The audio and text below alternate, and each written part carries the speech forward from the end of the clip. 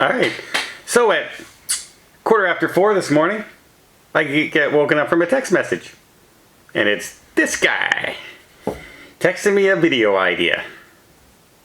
And I went and threw my phone across the room.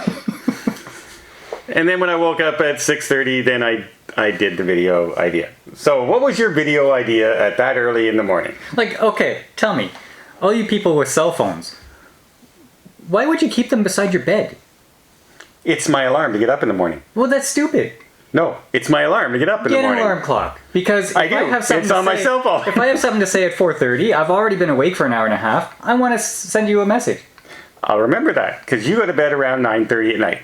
So I'm going to text you at 10, 10:30, 12. I don't have my phone beside my bed. Then I'll call. That's dumb. Okay. You fine. just called everybody watching this video dumb, because everybody has Okay, their phone. listen, everybody who's watching this video, it's dumb. No. They don't expect an idiot to text you at 4 o'clock in the morning. Some things have to be said. This did not. Okay, so I said, you know what? The state of movies is not so great. No. We've been complaining a lot. Mostly because of Star Wars and Marvel. And even DC. Even DC, okay. And Pixar. I said to myself, we've been complaining so much about those things. Let's complain some more. Yeah. But not about those things. Okay. Okay, we're not allowed to complain about Marvel and DC. Or Star Wars. Or Star Wars. So what we're going to do is, what are your big disappointing movies between 1996 and now? And 1996 was Revenge of the Sith. Okay, so that was the end of the prequels. Okay. Okay, so from 1996 on, what are your disappointing movies that aren't Star Wars? Okay, well, you start me off. Okay, It was your idea. I'm going to go with something that people might agree with, but they might also disagree with me on part of this, is Cars 2. People don't like Cars, the original. I do. They say it's the worst of the Pixar No, movies. it's not by far. I loved Cars. Yeah. Owen Wilson was great. The story was great, heartwarming. Small town Americana. This love of cars. It's just fun. And overcoming the odds. Okay, great. And then they come out with Cars 2, and the lead was Mater, Larry the Cable Guy. Yeah. And it was a spy movie. Spies. Now, It's Fast and Furious. Mater was funny as like the secondary character. Yeah, he's not a main guy. No, because there's too much of a good thing. Yeah. And it was just too much. I don't like sequels that are just, oh, well, you had the very interesting character development in the first one, now it's just a mission. I hate that. He's a cash grab. Yeah. Okay. The first one I'll throw out at you is Independence Day 2. They could have had so much with this, right? They could have gone so many places. I know where they want to go in the third one. They wanted to now the human race is joining with the alien race, and they're going to attack the people who are the guys who are attacking them. But it was such a poorly done movie. After the greatness of the first one. They start showing at the beginning. I had hopes. They showed at the beginning all that they've introduced the alien technology into Earth. They're starting to use some of it. They've introduced it into some of their ships and everything. And then their entire global defense system is 7 fighters. 7 fighters. They came with a spaceship the size of the continent of Europe. And they attacked them with 7 starfighters. That was that, and then the whole fishing boat with the tidal wave, and then the alien chasing the school bus with the kids with the old. It was the dumbest script I've ever seen. One of the most iconic shots is the spaceship blowing up the White House in the first one. Think of one scene that stands out in part 2, and that's good. No. You can think of They killed Will Smith. Even Will Smith knew this was going to be a dumpster fire because he didn't even want to be part of it, so they killed him off before the movie even started. Yeah, no. Independence Day 2, huge disappointing movie. Okay, my next one is going to be the entire Hobbit trilogy. I thought about the Hobbit trilogy because it was dumb. Yeah, so you had bad acting, you had terrible CGI. Yep. You had lower stakes than in the first trilogy, which was saving the world. This one is like, get our home back in the mountain. And gold. And there's a dragon. And they cut the movie in the weirdest spot. Like the dragon's heading off it's going to head out, and that's where they cut the movie. And then they start the next one with it attacking the town. Instead of just finding the dragon, it's just a dumb ending. The whole CGI with the 5 armies was really bad. You had a half an hour of these dwarves coming together to have a dinner. Yeah. And it was so cringy and nonsense that this doesn't even hold a candle to any of the epicness of the first trilogy. No, and not only that, to this day, I challenge you to remember the dwarves' names. Any of them. Any of them. Or even differentiate one from the other. Oh no, one died. Oh, who was it? I don't know. It was just one of the dwarves. Lord of the Rings is on my top 10 list of all-time movies. Yeah, easy. And this one is my most disappointing of the century list. It was horrible. Okay. I thought about that, but I went with someone that... Okay, here's one that might surprise you. Because a lot of people like this movie. It made tons of money. I was disappointed with Frozen 2. Oh, okay, but that doesn't make my list. It made my list because it was one of the first movies that I saw with my kids that they really loved. The music I enjoyed. It was fun. It was lighthearted. The graphics were good. It was a good story. They had the change at the end with the princess, the sister saving her own sister. And then they came out with Frozen 2. And they made it look like they were, okay, well, these are the princesses and queen of winter and snow and ice. Maybe we're going to have the other seasons. Spring, some water, fall. Nope.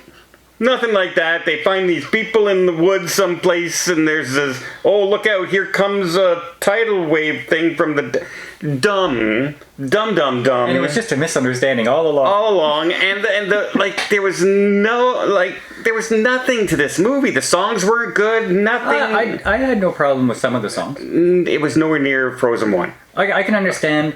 It is not on the worst movie list, but I can understand if you love the first one so much how it could be disappointing. Yeah, well, the plot, the story. By the way, the sisters, let's send them apart because we don't want them to actually do the mission together. Oh, and by the way, the husband... Well, in the first one they were apart too. Yeah, but that was the point. She was going after her sister. And this one, she was going after her sister. Yeah, but they didn't have to this time, is what I'm saying. And also that, what's the guy, Han? Mm-hmm. Right? He was there as an awkward sidekick. I'm going to ask her to marry me, awkward guy, for the whole movie. And it's just, no. And then it just Disney. Didn't he have a love song for his reindeer? It was dumb. The whole movie, I'm sorry, it was dumb. It made a ton of money. You know why? Because of Frozen 1. Because it was not good. Okay. Surprised you though, eh? I did not expect that. See? Okay, I am going to throw out an easy one. Ghostbusters 2016. Well, yeah. See, I think this one is probably the one that suffered from one of the first woke controversies. Like, hey everybody, watch this. The entire main cast is female. The people making the film are all female. Everything about feminism. And now I'm not hearing about the movie. I'm hearing about girls. Okay? I wanted Ghostbusters. Yeah.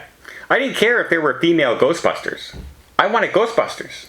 And it was kind of this weird mixture of rewriting Ghostbusters, like a complete reboot, but also being a sequel at the same time. Yeah. That didn't make sense. With horrible cameos. Lots of dancing. Lots of riffing on the comedy. A lot of improvisation, because that's what Jenny McCarthy does. And Melissa McCarthy, does it. But, I mean, the script was bad. The story was bad. The CGI was not great. It was horrible. It was this goofy Nickelodeon color. Now, remember the original Ghostbusters. The personalities of the individuals and why people loved it. Bill Murray really stood out. Dan Aykroyd. Everyone was different. Yeah, but it was all that subdued, situational personality comedy. And this was all slapstick. Yeah.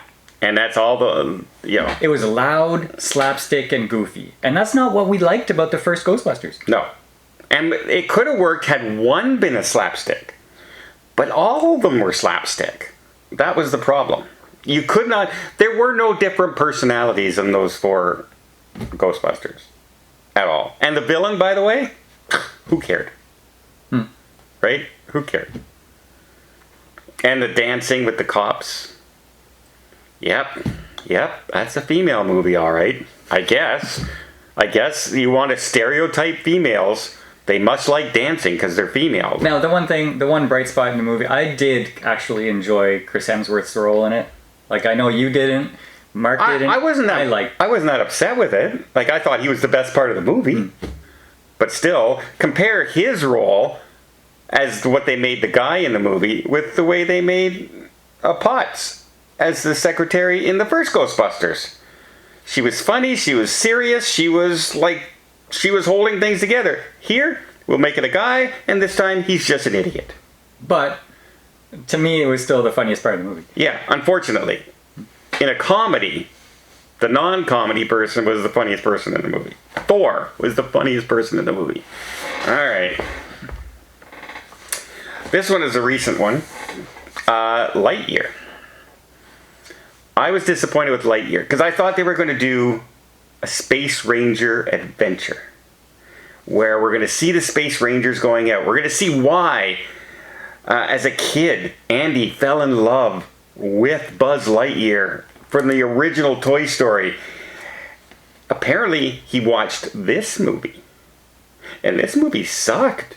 Well, no kid would watch this movie and go, I want the Buzz Lightyear toy who was trapped in space and did nothing in... Like, it was... They might like the toy animal. The animal, the kid, the cat. Yeah. You wouldn't have been asking for a Buzz Lightyear. You would have been asking for the cat.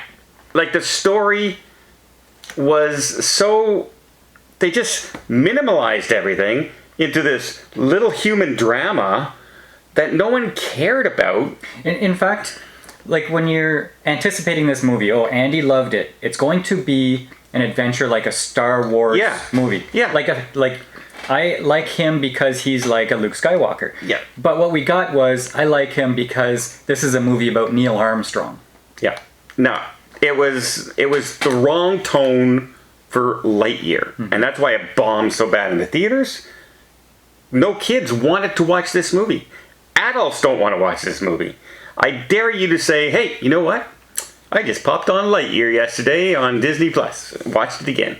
Because I guarantee you no one has ever said that. I think my wife gave it like a 9 or a 10 out of 10.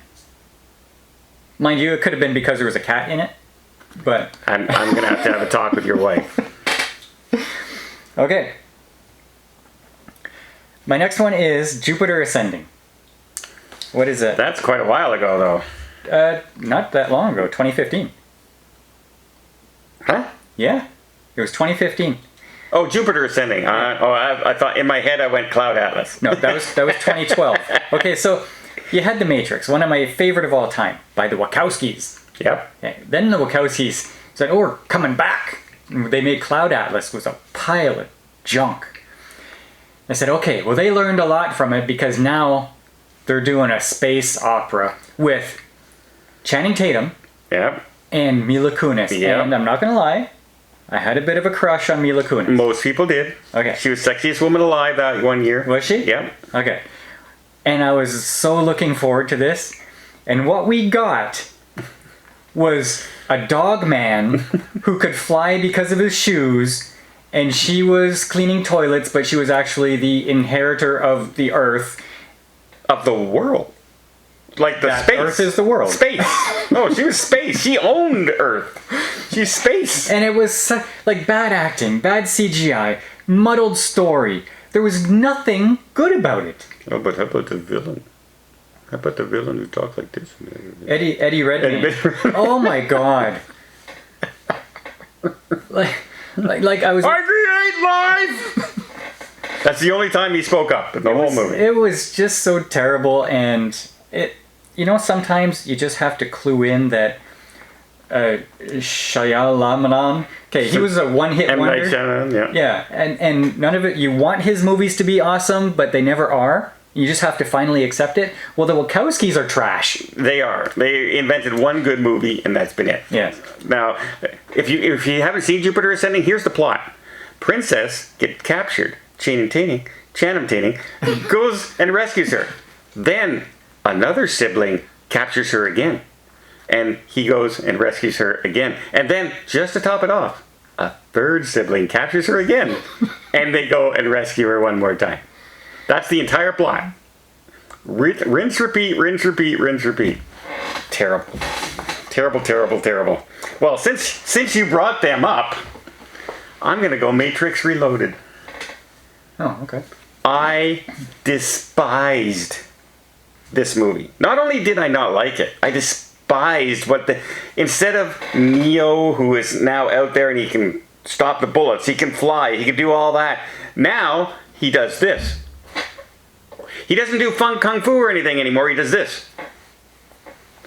John Wick, Keanu Reeves, John Wick actor, does this as his big move to stop everything and fight guys nowadays. Not the backwards thing or anything like that. And they could have brought back the legacy characters. They did nothing. It was poor script, bad acting, like boring movie. I was bored. Was that after 96 though? Yeah. It was the last movie. It just came out. We watched it just before the pandemic, so not very long ago. Oh, like the most recent? Yeah. Oh, I thought you were talking about like one of the trilogy at the first. No, the last one that came out. Oh yeah, that was garbage. Garbage. Yeah. So there, now it clued in what I'm talking about. Yeah. So there you go. Yeah, complete rubbish. Okay. And it was a Wachowski movie. A Wachowski movie, yeah, and it had Keanu Reeves in it, and everybody loves Keanu Reeves. Yeah, and I hated the movie. That's the only one I've hated him in like the last 5, 6, 7, 8 years. Okay. Well, I'm going to disappoint you then. Uh-oh. Because my next one is a three-way tie.